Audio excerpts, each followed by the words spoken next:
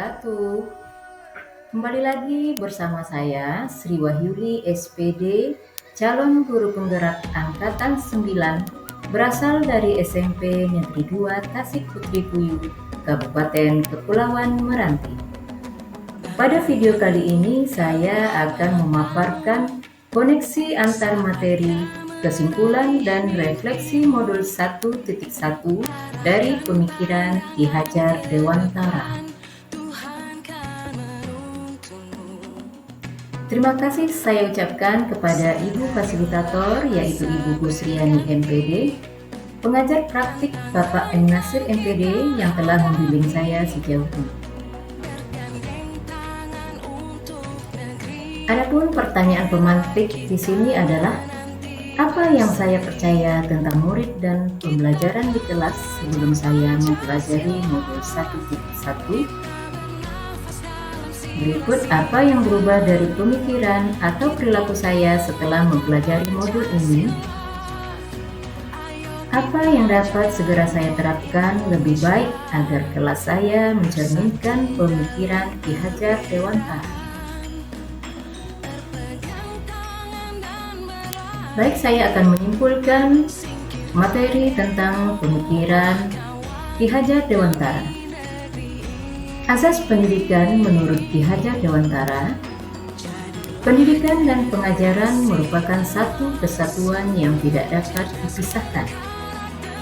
Pendidikan dan pengajaran merupakan usaha, persiapan, dan persediaan untuk segala kepentingan hidup manusia, baik dalam hidup bermasyarakat maupun hidup berbudaya dalam arti yang seluas-luasnya. Ki Hajar Dewantara membedakan pengajaran dan pendidikan. Pengajaran merupakan proses pendidikan dalam memberi ilmu atau berfaedah untuk kecakapan hidup anak secara lahir dan batin. Sedangkan pendidikan adalah memberi tuntunan terhadap segala kekuatan kodrat yang dimiliki anak agar ia mampu mencapai keselamatan dan kebahagiaan yang setinggi-tingginya, baik sebagai seorang manusia maupun sebagai anggota masyarakat. Adapun tujuan pendidikan menurut Ki Hajar Dewantara adalah menuntun segala kodrat yang ada pada anak-anak agar mereka dapat mencapai keselamatan dan kebahagiaan setinggi-tingginya. Dasar-dasar filosofis pemikiran Ki Hajar Dewantara: yang pertama, menuntun; yang kedua, sesuai kodrat; yang ketiga, berpihak pada murid; yang keempat, budi pekerti; yang kelima, pendidik ibarat petani; yang keenam, benih kehidupan; yang ketujuh, merdeka lahir dan batin. Yang saya percaya tentang murid dan pembelajaran di kelas sebelum saya mempelajari modul 1.1 adalah, sebelumnya saya hanya memperlakukan semua siswa sama tanpa melihat perbedaan karakteristiknya. Kemudian, saya hanya melakukan transfer materi tanpa melakukan refleksi.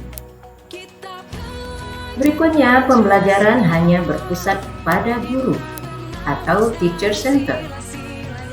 Lalu, selalu menginginkan suasana kelas yang tenang dan siswa duduk dengan diam. Kemudian, saya hanya memandang kemampuan siswa hanya dari aspek kognitif saja.